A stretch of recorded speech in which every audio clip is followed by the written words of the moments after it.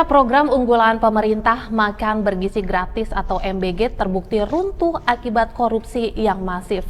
Kejaksaan Agung membongkar badai praktik suap dan manipulasi anggaran di tubuh BGN. Mengungkap fakta rapuhnya struktur lembaga baru yang terlampau sentralistik tanpa sistem pengawasan memadai. Dan untuk membahasnya, sudah hadir bersama kami Astronaci Founder dan CEO Gema Guyardi. Halo Pak Gema. Halo. Ya, terima kasih sudah hadir di studio Prime Report. Dalam kanal YouTube Anda sempat membahas juga ya terkait MBG ini.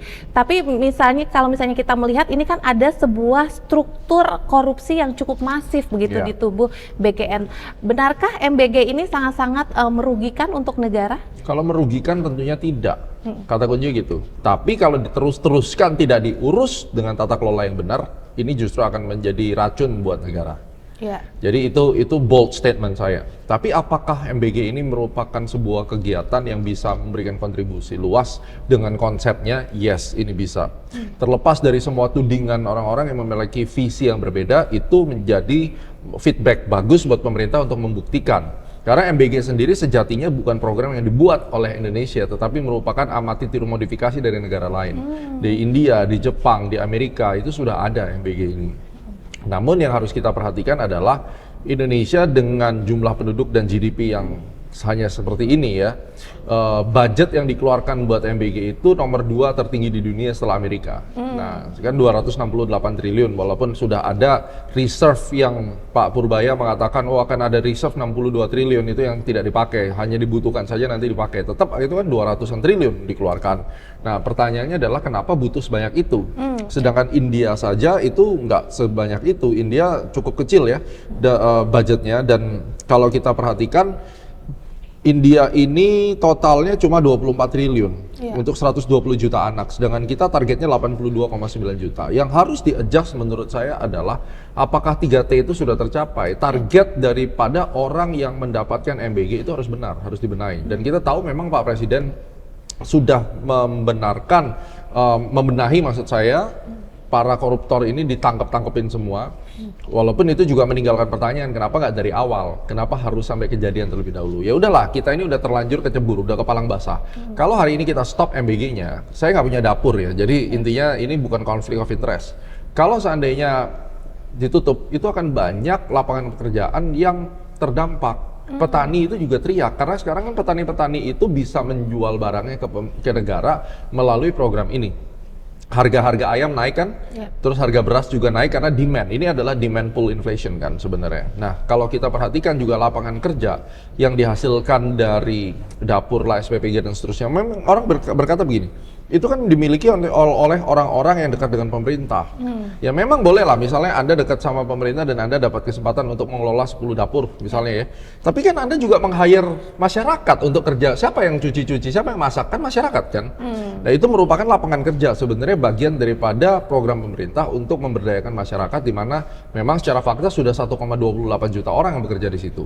Dan lebih dari 30.000 dapur kalau tidak salah yang ada di Indonesia ini, dan itu sudah memberikan kontribusi yang cukup besar, di mana 600 miliar per hari itu mengalir ke petani, 900 miliar per hari mengalir ke sistem, ya.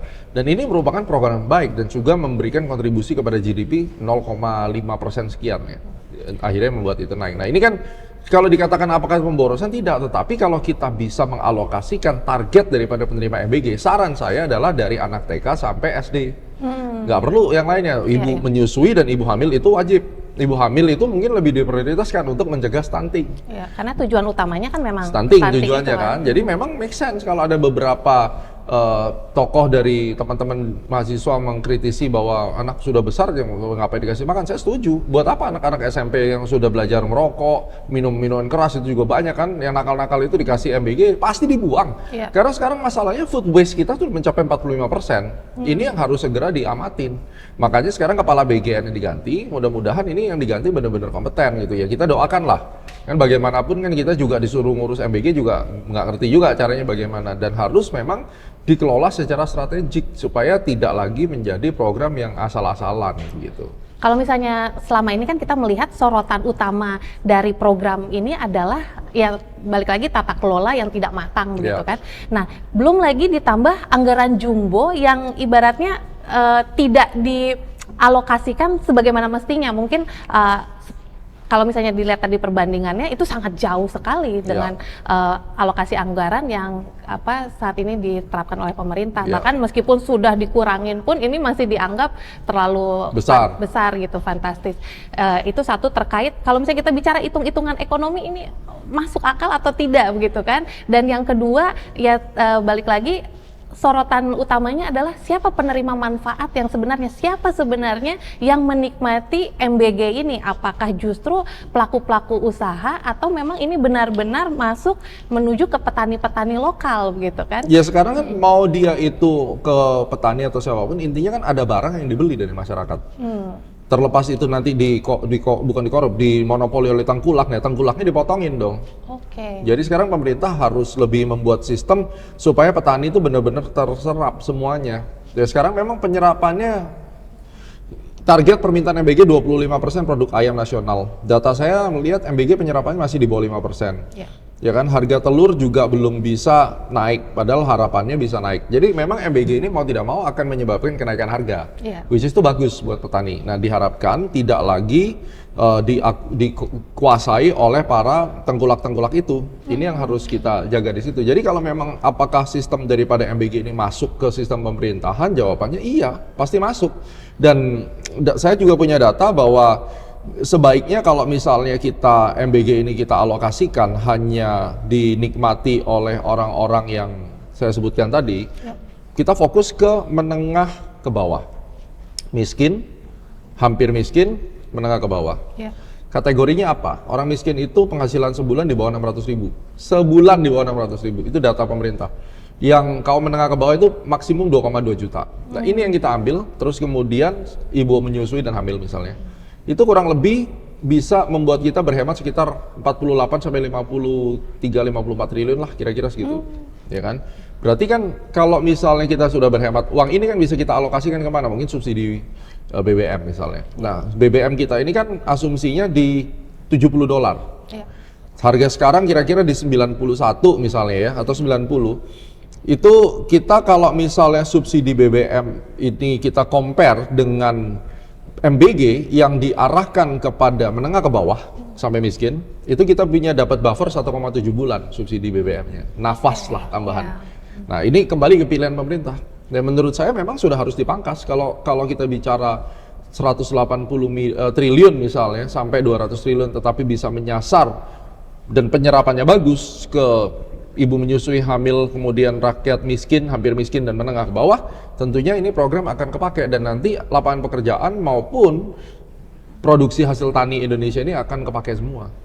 Tapi kalau misalnya kita melihat penyebaran SPPG saat ini tampaknya memang belum mengarah kepada yang seharusnya menjadi sasaran utama. Itu kan? Dia. Ini yang kita bicara, sayangnya program ini bagus, ide dari Pak Presiden itu bagus, tetapi karena tata kelola yang ngawur jadinya bumerang. Padahal idenya bagus dan tidak hanya di Indonesia, di negara lain juga ada. Ya, jadi saran saya, ayolah pemerintah ini juga manajemen ini kan ada ilmu manajemennya. Kan rata-rata yang ini kan udah sekolah, udah PhD, udah doktor, masa ngurus begini asal-asalan. Apakah disengaja gitu loh? Disengaja atau memang nggak ada common sense-nya? Jadi memang yang harus ada di sini common sense. Kan presiden tuh kan fungsinya memberikan arahan, visi besar. Lah tugas-tugasnya dari bawahannya dan dari eksekutifnya dong yang harus melakukan misinya ini, kan begitu. Lah kalau eksekutifnya aja suruh ngurusin begini nggak bisa bener, ya ganti aja eksekutifnya. Which is Pak Presiden kan sudah melihat. Ya kalau kan? misalnya kita melihat ini gapnya sebenarnya ada di mana ya? Pelaksana kan? Oh, pelaksana. Kalau misalnya ada unsur kesengajaan itu tadi? Ya pelaksananya juga kan gitu. Kan intinya kalau mau seujon sama Presiden pun bahwa ini adalah program untuk memperkenyang Pak Prabowo. Lah, apa untungnya dia memperkenyang kalau programnya tidak bisa terpenetrasi dengan baik? Misalnya, even pemimpin program ini pun ada kepentingan untuk mengambil keuntungan dari hasil tani. Penetrasinya harus tinggi dong supaya keuntungannya makin gede. Lah ini penetrasinya stuck kok, berarti dia nggak untung juga. Kan gitu. Apa yang mau diuntungkan? Nah ini biasa yang kita soroti juga adalah hasil biasanya kan, targetnya, di mana pada saat janji kampanye itu targetnya adalah untuk mengurangi angka stunting. Nah masalahnya penyebaran SPPG ini kebanyakan kan masih di wilayah Jawa, di mana angka stunting itu justru lebih rendah dibanding di daerah 3T. Nah, kenapa ini bisa menjadi hal yang miss di awal gitu? Ya karena gini, Indonesia itu dari kapanpun selalu didesain Jawa itu prioritas kan. Oke. Dari zaman dulu kan memang Jawa adalah daerah khusus lah ibaratnya kan itu yang diprioritaskan selalu jadi role model karena kan pemerintah di sini ya. Mungkin nanti kalau pemerintah udah pindah IKN sepenuhnya ya mungkin dari Kalimantan dulu. Tapi itu adalah poin penting, boleh startnya dari Jawa, tetapi jangan lama-lama. Kita harus melihat daerah-daerah yang sangat-sangat membutuhkan itu, daerah-daerah tuh khususnya Indonesia Timur misalnya, itu harus segera, bila perlu mungkin di Papua sana harus kencang MBG-nya. Tidak hanya MBG mungkin kan. Sebagai bahan Pendidikan. percontohan itu bukan harusnya justru langsung di daerah yang memang Ya kontrolnya kan susah, orang di Jakarta aja kacau balau, terus logistiknya untuk bangun dapur di tempat lain sana kan nggak bisa begitu juga. Siapa partner yang mau bikin bangun? Apa pemerintah yang mau bikin dapur? Nanti kalau pemerintah bikin dapur di daerah situ budgetnya tinggi marah lagi. Iya kan? Iya. Ya kita mesti lihat dari dua sisi, tetapi kalau misalnya kita mau fair ya kita harus segera berpindah ke daerah-daerah yang ini. Oke, role modelnya adalah di Jawa. Iya. Tetapi berikutnya kita masuk ke daerah-daerah yang memang terbukti di situ tuh masih jauh, baik pendidikan maupun makanan. Dan katakan uang hasil efisiensi tadi, uangnya itu tidak dilakukan untuk subsidi BBM. Tapi uang pengiritan katakan 50 triliun itu bisa pakai untuk membangun lebih lagi sekolah-sekolah. Terintegrasi antara sekolah dan makanannya, bangun kantin-kantinnya juga misalnya di situ. Jadi kantin-kantin MBG yang dikelola langsung oleh sekolah yang didirikan pemerintah. Jadi sudah tidak perlu membangun titik-titik SPP lagi Nah, gitu ya? menjadi satu unit kesatuan dari sekolah gratis, Ya. guru-gurunya juga dibagusin, plus dapat makan siang gratis. Iya, ini sebenarnya kan perencanaan-perencanaan matang seperti ini yang harusnya dikaji dari awal Ya begitu. kebetulan kan saya bisa berkata demikian kan saya pengamat ya dan sebagai analis gitu. Menurut saya ini pasti banyak ide-ide yang bagus lainnya dari pengamat-pengamat ya. Ini pemerintah harus melibatkan orang-orang yang memang concern gitu ya, bukan hanya sekedar teman-teman sekeliling yang tidak punya ide. Itu yang penting sebenarnya. Kalau memang tujuannya adalah MBG untuk rakyat. Tapi kalau misalnya kita melihat dari kacamata investor begitu, ini program strategis pemerintah MBG ini termasuk proyek yang cukup seksi nggak sih, program yang bisa dilirik karena Dilirik siapa nih maksudnya? investor begitu, karena kan ini kalau misalnya kita lihat ini bukan proyek yang ibaratnya kalau misalnya kita bicara aset dan lain-lain, ini kan Investor gimana nih maksudnya? Supaya orang invest dan dapat keuntungan di MBG gitu? iya Nggak bisa untung lah harusnya. harusnya nggak bisa Ini kan untung, program CSR, mau untung dari mana? ya? Ya kan kalau memang mau dikelola secara profesional ya bisa-bisa aja, mungkin ya di go public it sekalian misalnya. Ada bisa juga ya, Bisa menuju aja ke sana. bikin perusahaan MBG ini jadikan perusahaan BUMN harus go publikin aja sekalian kalau memang mau jadi profesional dikelola dengan baik kan, dapurnya, bisnis dapurnya itu. Nah kalau memang ada partner yang mau invest di dapur ya memang harus mengikuti kriteria, boleh-boleh saja kan berbisnis dengan negara gitu kan, selama itu benar dikelola dengan benar gitu ya. Iya.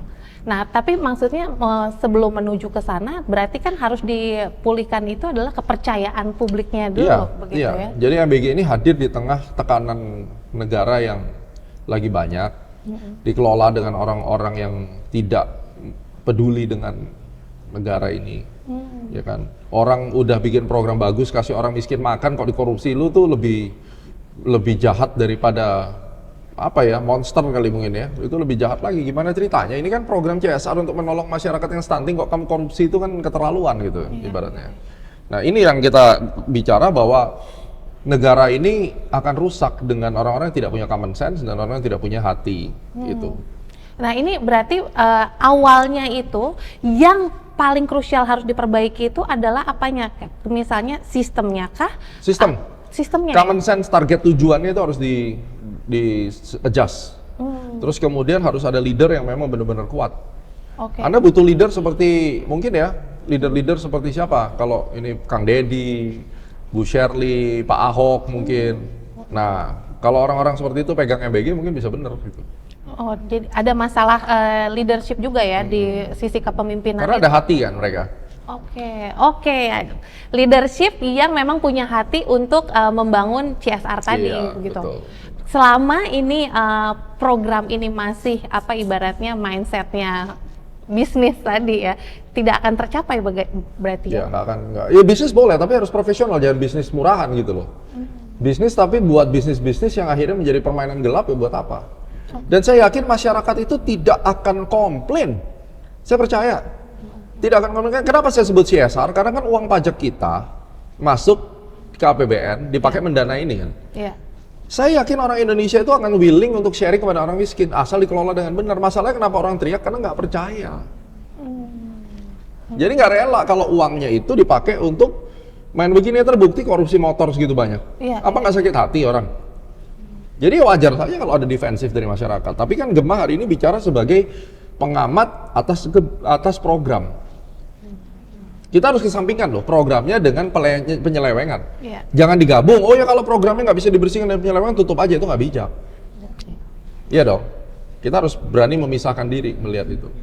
Dan melihat situasi yang berkembang saat ini, apakah lebih baik ini ya, kalau misalnya melihat dihentikan sementara atau tetap berjalan seperti biasa? Dua pilihan yang boleh dijalankan, mau berhentiin sementara 3 bulan misalnya, 2 bulan atau 1 bulan, boleh-boleh aja sambil di restrukturisasi menyeluruh.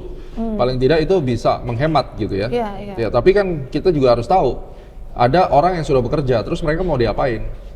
Dapurnya mau diapain? Terus petaninya yang udah kontrak sama pemerintah, habis itu tiba-tiba di stop, nggak ngambil dulu, kan busuk nanti. Iya, iya. Terus mau ditaruh di mana?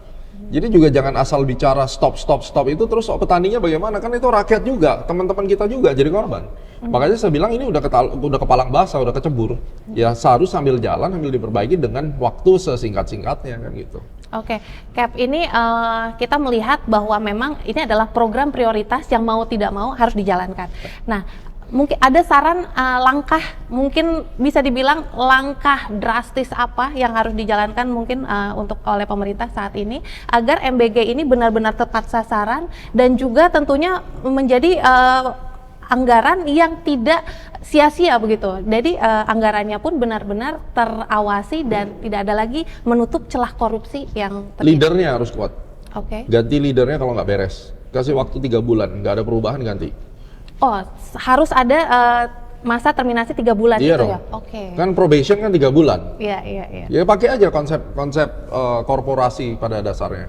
3 bulan probation, lalu kemudian kategori siapa penerimanya terus jelas, terus audit besar-besaran.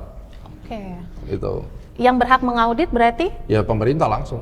Harus Termasuk? menentukan badan gabungan tim apa ya, satgas dari Kementerian Kesehatan.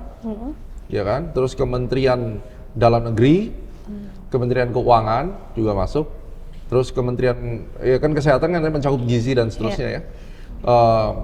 Apalagi kira-kira kurang lebih gitulah, mereka yang lebih tahu, tapi harus satgas dan kemudian mereka yang menelusuri ke bawah gitu. Berarti pengawasannya ini tidak cukup satu pintu saja di kepemimpinan BGN sendiri, tapi justru harus ada antar lembaga ini harus membuat benteng pengawasan masing-masing seperti itu. Betul. Ya. Baik, terima kasih sekali Terima kasih. Gemma. Semoga sukses. Ya, sudah berbagi dan diskusi bersama kami di Prime Report kali ini, dan pemirsa tetaplah bersama kami karena Prime Report akan segera kembali.